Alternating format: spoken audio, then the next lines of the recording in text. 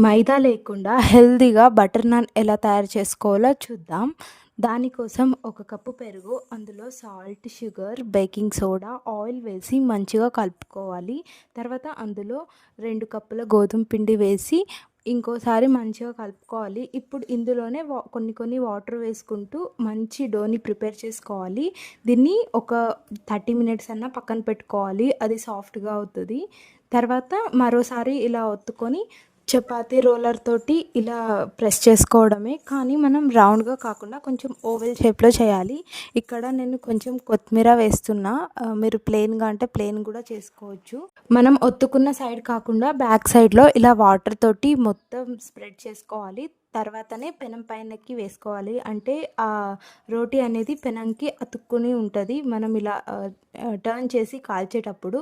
So ఇలా కాల్చుకుంటే మన butter non ready. దీనికి బటర్ అప్లై చేస్తే సెకండ్ది నేను దీనికి కొత్తిమీర యాడ్ చేయకుండా ప్లెయిన్గా వేసింది.